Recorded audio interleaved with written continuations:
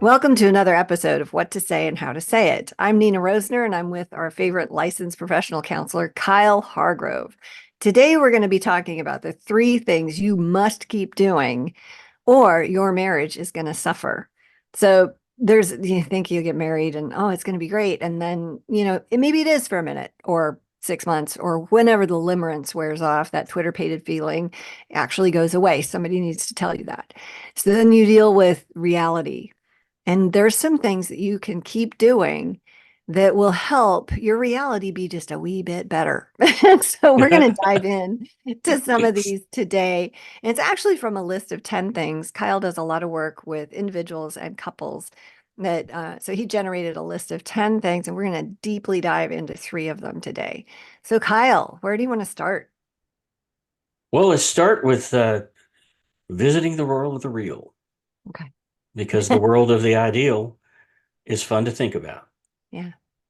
But when we actually have to sit down and do the work, we realize that the ideal is going to require so much work and probably so much of things that are so far beyond our control, it's never going to happen. And so understanding the reality of a good relationship and a good marriage is a really good first step. And in that, understanding that intentionality and having very specific punch lists, Mm. so to speak. Hmm. It's kind of like a house. When you buy it, you go into it with an inspector or with the real estate agent before you sign the papers, and you make a punch list of the things that need to be done before you're ready to sign that Hmm. that book of papers. Yeah. Um, And so a marriage is very similar. The structure, the box, the house, the frame, it's already there. Hmm. But there are always things in that house that need to be done. There are always pieces and parts of the integrity of a house that require maintenance. And a I marriage think is no different. I think it's interesting that you brought up a house, because as I was looking at your list of 10, so many of those are key elements in Gottman's sound relationship house. And he's the guru that has the 42 years of studying 3,000 plus couples, Yeah. and his data is the stuff that gets cited all over the place. But you're spot on when you're talking about that. Like, you've got to have all of that to be sound. It's not just a piece or two here. And there's that verse in Revelation talking to the people in Ephesia or Ephesians that, I'm going to remove your lampstand because y'all forgot to do what you did at the beginning, which is Yeah. pretty common in marriage. We forget to do Oh, the yeah. things that mattered in the beginning.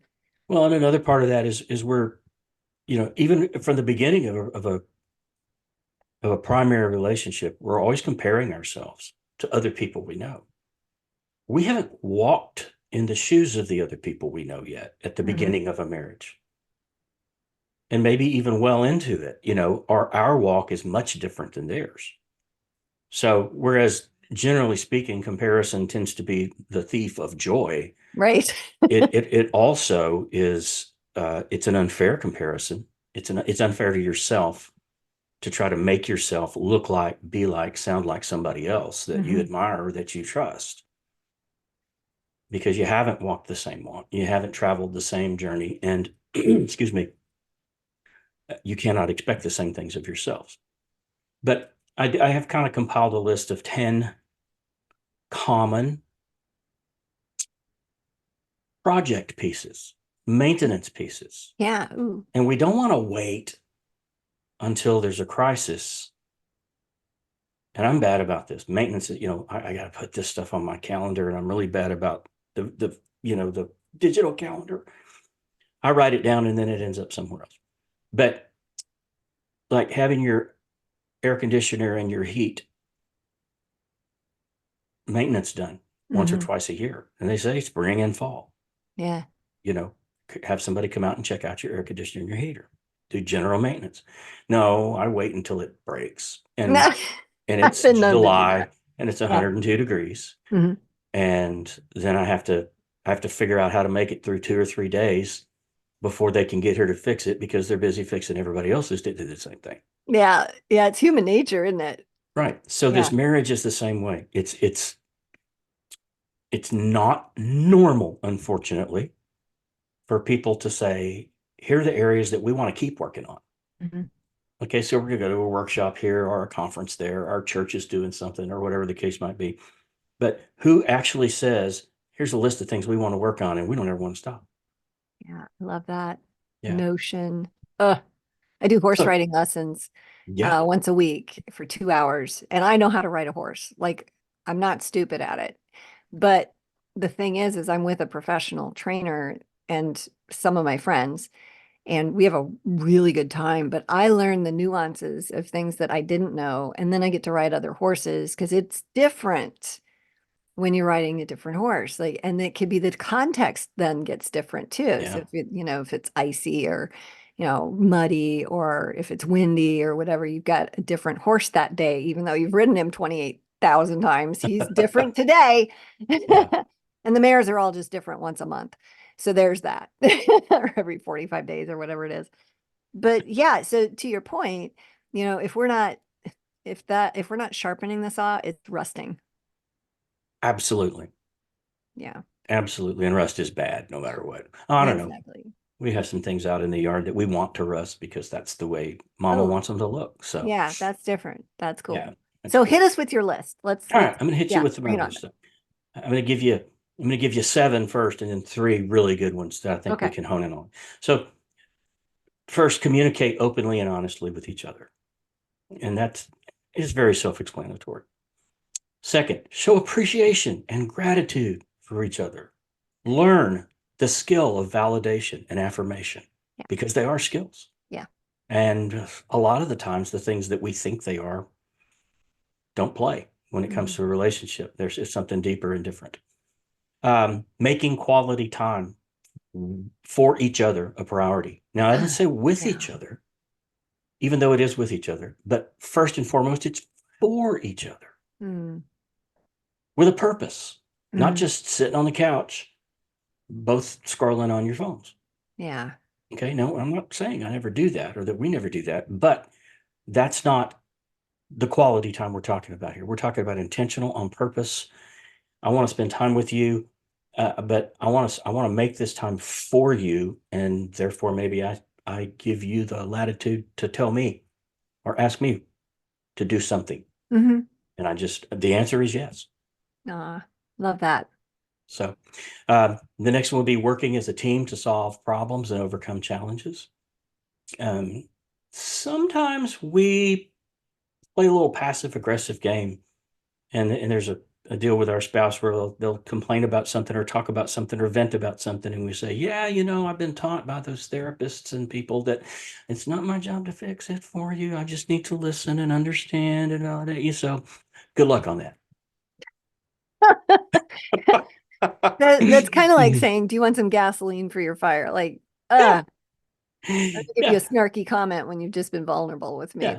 Like, So there's a in some things that I need to fix. Sometimes there's a tiny little piece or a little part that eroded or broke or is missing, and I just need to replace that little tiny thing, and the whole big thing works again. mhm, And the tiny little thing is here. A question: do you need me to help you on this? mhm. Can I can I help you, or you Yeah. know, is this something you tackle on your own? Yeah. And it's a simple question, and it's an honest question, and it often will keep that conflict from occurring when you don't know Yeah. whether you should or not. Oh, exactly. So there's also the affection and physical intimacy thing, and that always gets affected by how everything else is going. Uh, You know, Especially for women, because everything's connected for us. And it's so brutal because, women don't feel physically, wanting to do that, yeah, um, unless they're relationally solid, right? right, And men need the physical to feel relationally solid. right, It's a hilarious thing that God's done to us. It's like, who's going to sacrifice first? Who's yeah, going to be the grown up here first? And it's yeah. just difficult all the way around for both, I think. Who's the first to blink, Yeah. that kind of a Yeah. thing. No But, kidding. it doesn't make practical sense if you see on paper to say, your financial struggles will affect your physical intimacy. No, no, finances are finances. Sex is sex, and intimacy is intimacy. They're not the same thing. Well, they're inextricably entwined. Mm-hmm. Any Yep. stress in that relationship is going to bring stress into other parts of it. Yep. That's why being so specific is so important. Being respectful of one another's boundaries and personal space is a big one. And I have had, I'm not going to say countless because I could probably go back and count them. I'm a good counter. I've had a lot of people say, well, if a relationship is strong and good and healthy, well, you shouldn't have to have boundaries. Oh, my word. And I cannot think of anything more misguided. I understand their sentiment and I understand kind of where they're coming from. I also understand how 100% wrong Yeah. they are. Because, in fact, the best and healthiest relationships are that way in part Yes. because they have boundaries and personal Yes. space. Yes. 100%. Like night and day difference. And I've seen couples go through that transformation. I've experienced that in my own relationship. And it connects to the maintenance on your air conditioner.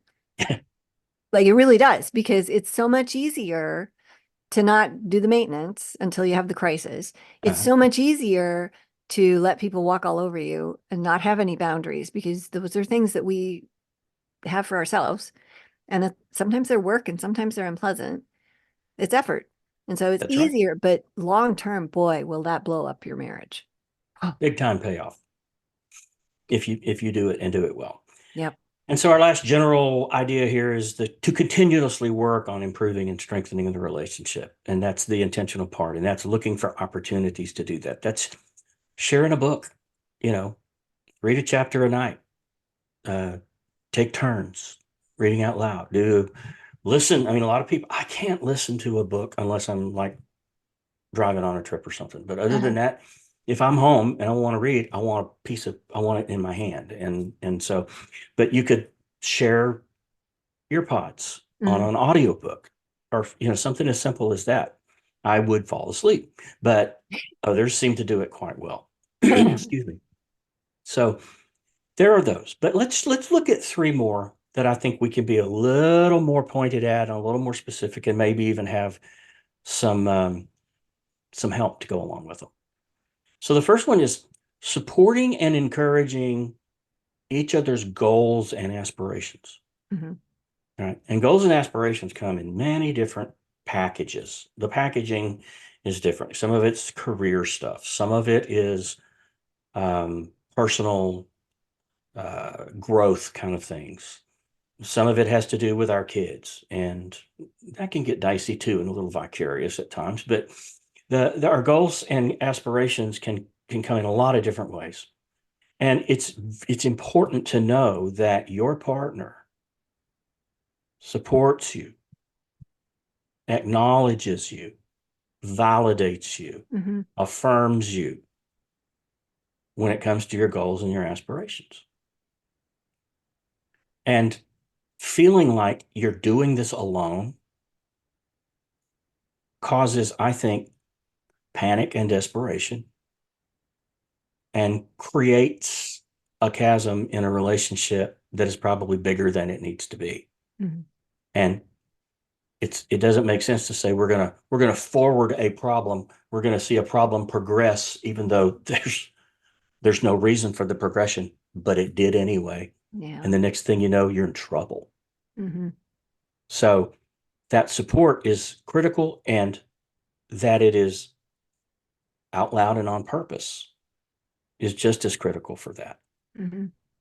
Well, and you see people that, everything from hobbies to even illnesses, um, health conditions, and supporting people in whatever it is that they're going through at their job.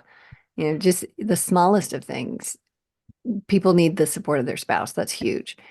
And you mentioned goals. Like when you go back to Gottman's relationship house, the sound house, that's up at the top. Like these dreams and goals and all of those things that we really get to play in together if we do that well. Yeah. and we're missing out. Like people think, oh, the goal of the marriage is to be able to have fun together and solve problems. It's like, no, that's like two-thirds of the way up that ladder. Up here, there's more stuff. There's like creating culture in your family, and there's shared dreams and goals where you can go out and impact the world or impact your family or your community, whatever it is, together or separately or whatever. But you have this support thing going on that's just wild. It's full of dreams. That's the place that, if you were to pretend that Maslow's hierarchy of needs and self-actualization was actually a thing, that would be where that was. It would be the closest thing to it, I suppose. Absolutely. And again, knowing that someone's there doing it with you, Hmm. standing beside you. And even when I talk about validation, I think one of the biggest myths of validation is to validate somebody, you have to agree with them. Exactly. And you Nope. don't. Nope. And even with your spouse, they may pursue a goal or an aspiration that you can't for the life of you understand why they would ever want to or why they would ever do it. But validating them to say, I can, I see that it is important to you. Yeah. And I love the energy and the enthusiasm that you give to it. Hmm. We tell So the I support couples you in that. we tell our couples in the intensive, keying in on that, I support you in that thing. We say, okay, so you sit with your person, and when they have their five-alarm hissy fit about their boss at work or their employee and whatever, it's like you offer to hold them down while they slap the tar out of them. Like that's the kind of support we want to see from you. Nobody's going to commit a felony. Like, don't actually do that. Yeah. Don't go that crazy. But that's the mindset. And people are like, oh, but usually I'm there to correct them or give them constructive feedback that's helpful. It's like nobody's asking you to solve their problem. They're emotional. Sit with them in it. Like, that's it. Go there. Support. The end. There you go. You don't have to do it, but just it knowing that you would if we needed you to Oh, yeah.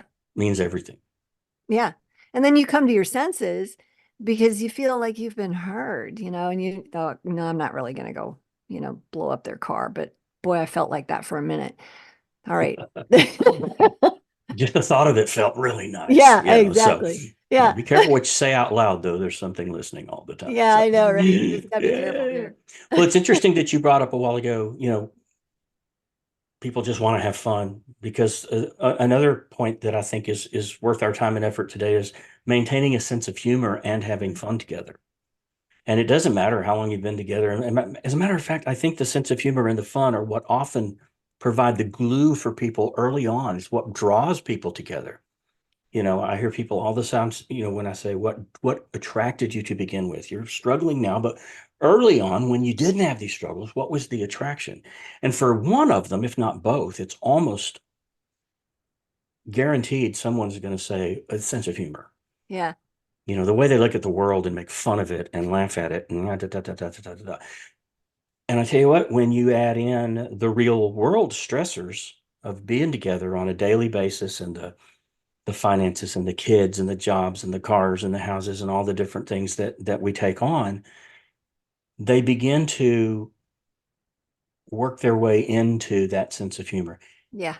Now, the sense of humor doesn't necessarily go away, but the way we use it Mm, changes. fair. And sometimes what we've always done when it includes the toxicity of these other struggles and Yep. stressors, it becomes hurtful. Hmm. Not not always necessarily to an individual, but to a situation, Sure. to a relationship.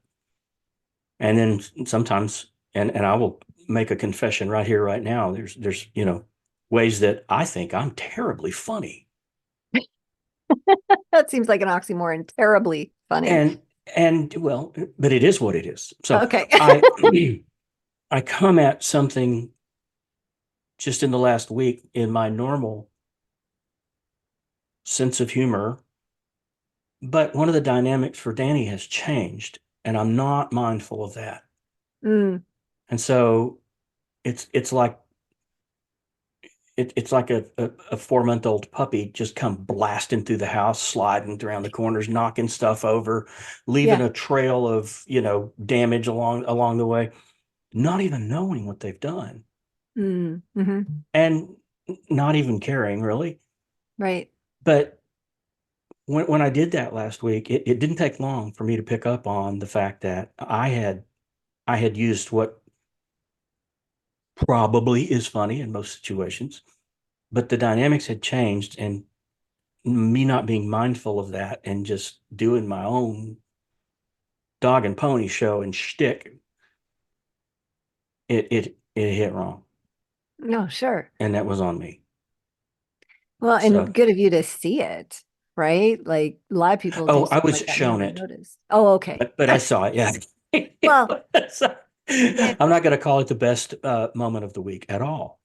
but the way you handle that, like I can tell right now, you're like, oh yeah, man, I did this thing. Like there's a humbleness about you with it versus a "Ugh, she needs to have a better sense of humor." Like there's none of that. Oh, You're truly compassionate about it, which is amazing. And it is a thing to keep in mind with our spouse and other people about how things change and what may be funny one year, maybe not so much the next.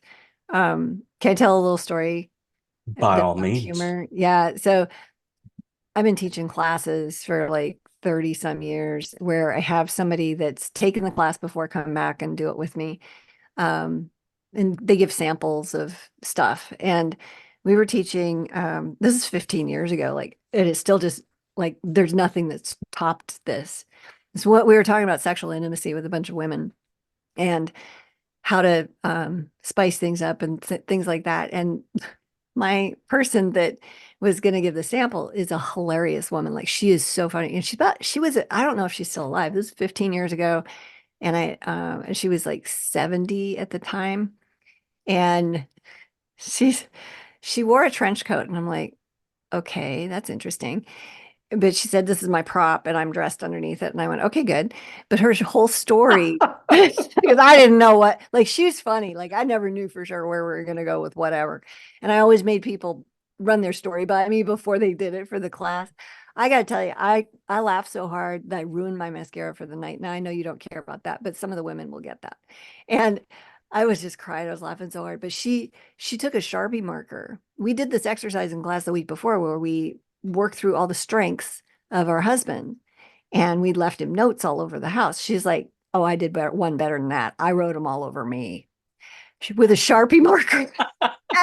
And she met him at the door in the trench coat and then flashed him and then made him read everything. I was just like, oh my word. Like the whole class was just dying of laughter. Oh And my really goodness. this is a little awkward to talk about in front of a man, but it was really just hilarious, the whole thing. And I can't even and the way she told the story, it was obvious that her husband was laughing and she was laughing. She was laughing and she was telling the story. Like they had so much fun with that. And she didn't give us any of the details about what happened next. I don't want to know Ooh, because good for them. But the whole point is that like that's a creative thought. That's crazy yeah. and fun. And I'm sitting here thinking, you know, I could step things up a little bit because I'm really looking forward to making a run to Hillsboro this weekend with the truck to go get a bunch of feed with my husband. Like that's as spicy as I am right now. Because I'm raising that 4-month-old puppy that is running through the house. I'm Oh, exhausted. yes. Yeah, but to your point, you know, you got to have some fun, but you also have to have some awareness. Because I imagine if he was in the wrong place physically, like then that's a common issue for men. Like that wouldn't have been edifying or fun or funny at all. Right. Yeah, so you have to have that awareness of your audience and where your person's at. Yep. And there are enough things that we find, our hobbies and our interests and so forth that we do together and we call it fun because it is. Mhm. But it's got to be more than that. And it doesn't have to be crazy stuff, but just using your creativity and your imagination like this woman did. And they did this in their 70s. Oh yeah, and he was older than she is. That was. Yeah. So that's the thing. But And you he know, to lived your through it. That's good. yeah, she showed up the next week.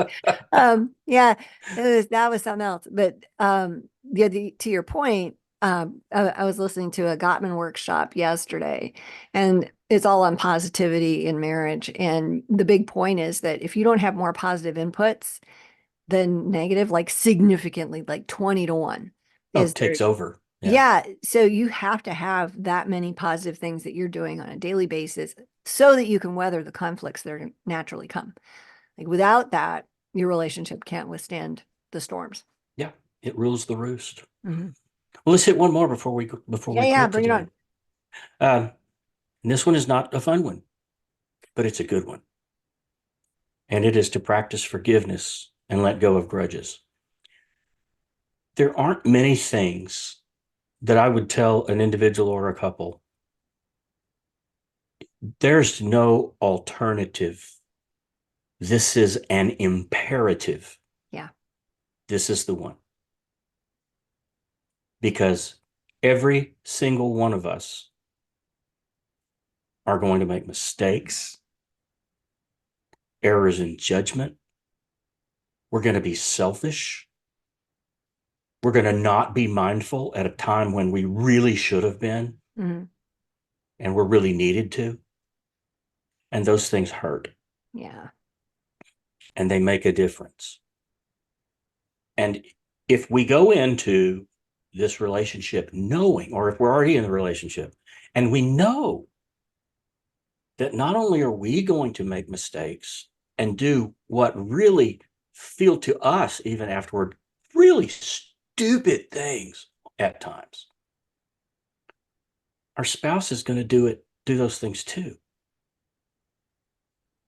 And so if knowing those things are going to happen, my plan all along is to build up an arsenal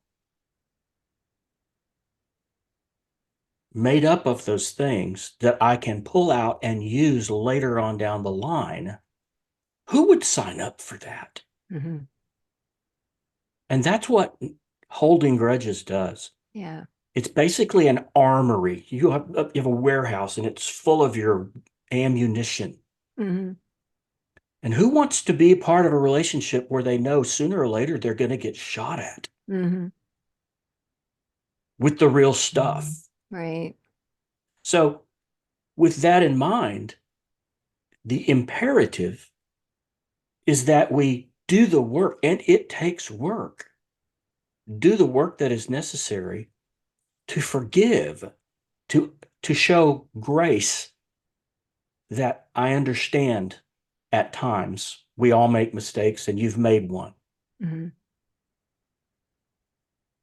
I forgive you and I can only hope and pray that that mistake doesn't get made again. Yeah. So with that in mind, I think I just said with that in mind twice in the 30 seconds, and that's terrible It's okay. podcasting. But knowing that nobody's going to sign up for that, we have to learn the skill of not forgetting, Mhm. but moving past. Yeah. And it's very similar. This is starting to become a theme more and more in a lot of the things that we talk about in therapy. It's very similar to the grief of losing someone Mhm. and someone making a mistake that affects you is not losing someone, but the process we go through Yeah. for things to get back to normal is very similar to grief. Anybody that ever tells you it'll go away should not be listened to Right. because it never goes away. You'll get over it. No, you never get over the loss of a loved one, Yeah. but you do learn to get past it, to work Yeah. through it. And we've got to take that same tack, that same idea into letting go of grudges and forgiving the people that we love so that we can love more freely. Mhm. Well, and I think it's really representative of the awareness, the level of awareness that we have of what Christ did for us. God sent him to us while we were still sinners. And then Christ does this thing and we're forgiven, basically. And now we get to go. And it's a mind-blowing concept. So who am I at the end of a day or in the middle of it to sit there and judge somebody for a thing they did to me when they're already forgiven for that? Like, how arrogant am I to climb up on the throne and decide? And Jesus tells us, judge not, lest ye be judged. And for the same measure you judge, that's going to be used to judge you. I was like, oh, I don't want that. No, thank you. And I But think you said something key too, because you said, don't forget. because you don't want to be taken advantage of. There needs to be some boundaries in there too, potentially. Oh, absolutely. Potentially. Yeah. And the forgive and forget crowd are not helping Yeah. because what they're telling you to do, not that it's even possible, but if you could forget, then all you've done is, like you said, you set yourself up to be hurt again or used Yeah. again or abused again. Yeah. Because we're And not that going to replace the air filter. We're not going to gotta, do that work. we have to ruin the whole thing. Yeah, exactly. Yeah. Yeah. But this is one of the most difficult ones, I think, in any relationship, but especially in a marriage, is to not store those things away because they don't grow anything positive. They don't help anything. There's no value in, it. I'm not judging, okay? Mhm. But let's just say somebody is an affection for sports cars. Okay. Jay Leno, okay? And he's got lots of sports cars. He's got warehouses Oh, of sports cars. good for him. Okay. Can't even drive them all on the regular basis. Okay. When all is said and done, they're going to burn. Hmm. Okay. They're things, they're nice, they're fun, but who needs 150 cars? I don't know how many he has, but let's just use that number. Who needs 150 cars? Who needs 300 pair of shoes? So we stack these things up somewhere, taking up space. And let's compare that to energy. Hmm. And we're never going to wear them all. Let's face it. Yep. At least not anything on a regular basis. And so holding grudges is like collecting things Hmm. and stacking them back. And there is no good purpose for them other than to hurt somebody with them. Yep. That's so With true. Love keeps no list of wrongs. Oof. we could talk for weeks just about that item I right there know. Yeah. because we are at our core we're animals, just like the dogs we talk about. Yep. And so instinctively and innately, we're going to do the same thing a dog does when we step on its foot. Because when you step on that dog's foot, even though you feed that dog, you water that dog, you keep that dog alive, Hmm. it's going to turn around and think about biting you Yeah. because you hurt it. And it is going to hurt the source of its pain. Yep. We are the same way. Yeah, we are. I hate Without that. that, we have intervention of something supernatural. Hmm. We're going to do the same thing. No, that's fair. And, it takes the fruit of the spirit, us working on our maturity in Christ to be able to handle a relationship that is thriving, to create that right in the first place and handle the conflicts that come is what I meant to say.